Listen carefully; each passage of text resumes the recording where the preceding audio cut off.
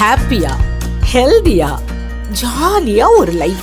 Lanco Harmonia Pavilion Senior Living Apartments at Sri Perambatoor 2 BHK just 49 lakhs. Call 7717273747. ஊழியர்களுக்கு பொங்கல் பரிசு மற்றும் பொங்கல் கொண்டாடினார்கள். இந்த நேரத்தில் மாநகராட்சி நிர்வாகத்துக்கும் ஆணையரத்துக்கும் இந்த நிகழ்ச்சியை நடத்துறதுக்கு எங்களுக்கு நன்றியை தெரிவித்திருக்கோம். இந்த சங்கத்தை பொறுத்த மட்டும் அவர்கள் பல்வேறு கோரிக்கைகள் மாநகராட்சி ஆணையரிடம் வைத்துள்ளார்கள். அந்த கோரிக்கைகளும் படிப்படியாக நிர்வாகம் அவர்கள் செய்து தரும் என்று கூறுகிறார்கள். இந்த தூய்மை பணியாளர்கள் பொறுத்த மட்டும் சென்னையில் பல்வேறு பிரச்சனைகள் நடந்து கொண்டிருக்கிறது. அது தூய்மை தனியார் மயம் என்பது அண்ணன் ஸ்டாலின் அவர்கள் மேயராக இருக்கிற காலத்தில் 3 மண்டலங்கள் அப்போதே தனியார் மயக்க முடியாது. அது கண்டினியூஸாக அதை 2001 அப்போ முதலமைச்சர் ஜெயலலிதா அம்மா அவர்கள் வந்த உடனே அதே கண்டினியூ பண்ணாங்க. அந்த 3 மண்டலத்தையும் பிரைவேட்டைசேஷனில் திருப்பி போன அண்ணன் எடப்பாடி அவர்கள் முதலமைச்சராக இருக்கும்போது அண்ணன் வேலுமணி அவர்கள் உள்ளாட்சித்துறை அமைச்சர் 11 மண்டலங்கள் தனியார் மயமாக்கப்பட்டு அப்பயும் எந்த விதமான பிரச்சனையும் அதிமுக ஆட்சியில் ஏற்படவில்லை. திருப்பி திமுக ஆட்சியில் இப்போது சமீபத்தில் ஒரு 4-5 மாதங்களுக்கு முன்னாடி இந்த அண்ணன் ஸ்டாலின் முதலமைச்சராக இருந்தவர்கள் இங்கே இப்போ 2 மண்டலம் 5-6 நடக்கும்போது அனைத்து தனியார் மயக்கப்படுவது அனைத்து டெம்பரவரி தொழிலாளர்களும் அவர்களுக்கு இந்த பிரைவேட் ராம்கேன் நிறுவனத்துக்கு அவர்களுக்கு தேவையான ஊழியர்கள் பிரச்சனை நடந்துச்சு. மாச சம்பளம் பிரச்சனை அதுவும் தீர்க்கப்பட்டு சால்வ் செய்யப்பட்டது. அனைத்து நிர்வாகமும் ஏறத்தாழ 11 யூனியன் சேர்ந்த நிர்வாகிகள் சிஐடியு, ஏஐசிடியு, கம்யூனிஸ்ட் சேர்ந்த யூனியர்கள், பிஎம்எஸ் பாரத் மசூர் சங்கம் சேர்ந்த யூனியன் எல்லாருமே அவங்களுடைய சங்கத்தின் சேர்ந்த நிர்வாகி எல்லாருமே சம்பள பிரச்சனை இருந்ததையும் தீர்க்கப்பட்டு எல்லாமே ஓரளவு சுமூகமாக. ஆனால் ஒரு யூனியன் மட்டும் பாரதி என்ற தனிநபர் தலைமையில் மட்டும் தொடர்ந்து போராட்டம் செய்கிறாங்க. அவங்கள பார்த்தா ஒரு 50 பேர் கூட இல்லை. தனியார் பிரச்சனை பண்ணி இன்னைக்கு இந்த இவ்வளோ பிரச்சனை கிரியேட் பண்ணுறாங்க மாநகராட்சி நிர்வாகத்துக்கும். உண்மையிலேயே அவங்களுக்கு எத்தனை பேருக்கான லிஸ்டே இல்லை. அவங்களுக்கு டெய்லி திடீர்னு போராட்டம் பண்ணுறாங்க. அது விசாரிச்சா நாங்களும் முதல்ல ஆதரவு தெரிவித்தோம். எங்களை போன பாரதிய ஜனதா கட்சியை சேர்ந்த நிர்வாகிகளும் அனைத்து கட்சியும் ஆர்ப்பாட்டத்துக்கு நடக்கும்போது எங்களை ஆதரவு பார்த்த பிறகு தான் தெரியுது பாரதி பிளாக்மெயில் பண்ணிட்டு இருக்க நிர்வாகத்தை.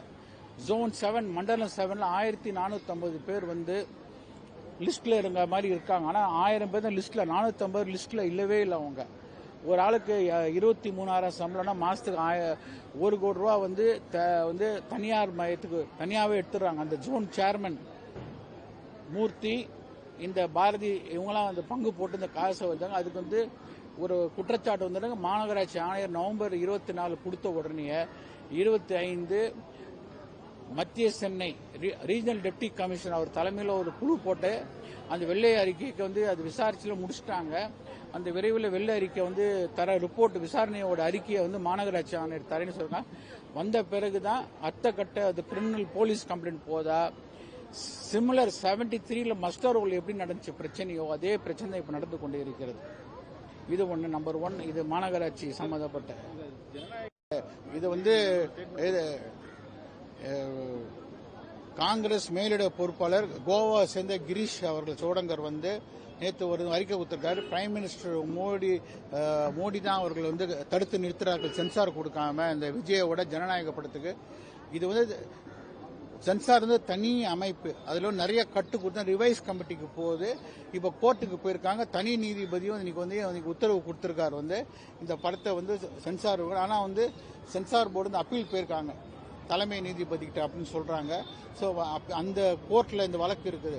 இதுக்கும் பிஜேபிக்கு எந்த விதமான சம்பந்தம். பிரைம் மினிஸ்டர் மோடி மேல குற்றச்சாட்டு சொல்றது காங்கிரஸுக்கும் கிரீஷ் சோடங்களும் தகுதியே இல்லை. ஏன்னா 91ல் ராஜீவ்காந்தி அவர்களின் கொலை அந்த நிகழ்ச்சியை மையமாக வைத்து குற்றப்பத்திரிகை என்ற படத்தை ஆர்கே செல்வமணி டைரக்ஷன் ரவி யாதவ் தான் ப்ரொடியூஸ் பண்ணாங்க. அந்த படத்தை நான் கூட அந்த படத்தில் ஒரு சின்ன ஒரு கேரக்டர் பண்ணியிருக்கேன். அந்த படத்தில் குற்றப்பத்திரிகை படத்தில் அந்த படத்தை சென்சார் அப்ப இருந்த நரசிம்மராவ் காங்கிரஸ் அரசாங்கம் அவங்களும் சோனியா காந்தியின் அவர்கள் தலையீட்டில் ஏறத்தாழ 13 வருஷம் கழிச்சு தான் சென்சார் சுப்ரீம் கோர்ட்ல போய் ட்ரிபுனல் கொடுத்து தான் கொடுத்தாங்க. ஸோ காங்கிரஸ் சேர்ந்த நிர்வாகிகளும் அவங்க திமுக விட்டு வெளியே போறதுக்கு முடிவு பண்ணிட்டாங்க. காங்கிரஸ் சேர்ந்த எல்லாமே அதுக்கு வழி தேடுறதுக்கு ராகுல் காந்தி சொல்லி தான் பிரவீன் சக்கரவர்த்தி போயிட்டு இவரை பார்த்தாரு, யார விஜய். இப்போ வந்து கூட்டணி எங்களுக்கு அமைச்சர்ல கூட்டணி எங்களுக்கு மந்திரி சபை வேணும்னு கேட்கறாங்க எல்லாருமே. அது வந்து ஒரு வாய்ஸா இருக்குது. கூட்டணியை விட்டு திமுக கூட்டணி வெளியே போறதுக்கு இது ஒரு காரணம் தேடுறாங்க.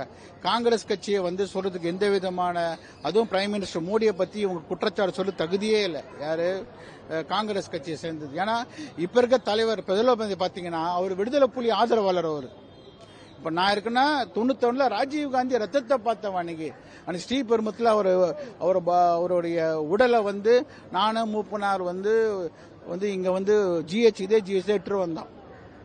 நான் தான் அது எடுத்து அந்த அவர் ரத்தத்தை பார்த்து வந்தவ. இவங்க அப்பெல்லாம் இந்த கட்சியிலே இல்லை, ஒரு ரிசர்வ் பேங்க்ல சாதாரண எம்ப்ளாயா இருந்திருப்பாரு. இவரு யாரு, கடைநில ஊழியாரு செல்வ பிறந்தகை. 4 கட்சிக்கு போயிட்டு வந்து இன்னைக்கு காங்கிரஸ் கட்சி பாரம்பரியமா தெரியாதவங்க, ராஜீவ்காந்தியை பத்தியோ ரத்தத்தை பார்க்காதவங்களோ இன்னைக்கு கட்சி தலைவராக இருந்து இன்னைக்கு தேவையில்லாம வந்து பிஜேபியை பத்தி குறை சொல்றதுதான் தப்பு. இந்த குற்றப்பத்திரிகை படத்தை வந்து 13 வருஷம் கழிச்சு தான் சென்சாரே கொடுத்தாங்க காங்கிரஸ் கட்சி. ஸோ அவங்க வந்து கிரீஷ் சோடங்கர் காங்கிரஸ் பிரைம் மினிஸ்டர் பத்தி குற்றச்சாட்டு சொல்றது தவறானது. 2021 தேர்தல் வாக்குறுதியில் 404 தேர்தல் வாக்குறுதி வந்து நிறைவேற்றப்பட்டிருக்கு அப்படின்னு முதலமைச்சர் நீங்க பேசியிருக்காரு. இல்லை, அந்த இன்னைக்கு சப்ஜெக்ட் வந்து இப்போ கார்பரேஷன் இந்த இது மெஜாரிட்டி அது வந்து எங்களுடைய அண்ணன் நயினார் நாகேந்திரன் அவர்கள் தெளிவுபடுத்திட்டாங்க. அது மாதிரி எங்களுடைய கூட்டணி கட்சி தலைவர் அண்ணன் எடப்பாடி அவர்களும் இந்த குற்றச்சாட்டை வந்து அவங்களும் வந்து எந்த விதமான செய்யலன்னு சொல்லி அவங்க நிறைய மறுத்திருக்காங்க ஆதாரத்தோடு. இப்போ வந்து நான் மாநகராட்சி ஆணையர்கிட்ட ஒரு கம்ப்ளைண்ட் நான் வந்து கொடுத்திருந்தேன், இந்த ஃபார்ம் 6 தப்புன்னு சொல்லி. அது வந்து அவர் வந்து யாரு அது ரெஸ்பான்ஸ் வந்து லெட்டர் இருக்கா குமார்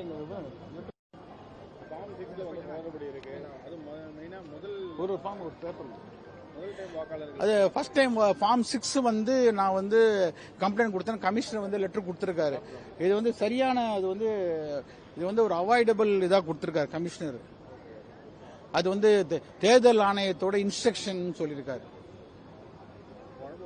குழப்பமா இருக்கு. இது வந்து சரியான பதில் இல்லை. இது வந்து இந்த சம்பந்தமா நான் சிஇஓக்கு இன்னைக்கு வந்து பதில் எழுத போறேன். மாநகராட்சி கொடுத்த பதில் வந்து தெளிவா இல்லை. ஏன்னா வந்து தெளிவா நான் சொல்றது form 6 only for first time voters. First time ஓட்டர்ஸ்க்கு மட்டும்தான். நீங்க வந்து ஏற்கனவே வந்து ஒரு ஐடி கார்டு இருக்காங்க, ஒரு நியூ ஓட்டர் வந்து அவங்க பேர் விடுபட்டான அந்த ஃபார்ம் 6 யூஸ் பண்ண முடியாது. அவங்க நீங்க பண்ணீங்கன்னா 1 வருஷம் ஜெயில். அது வந்து இந்த ஃபார்ம் 6 யூஸ் பண்ண முடியாது.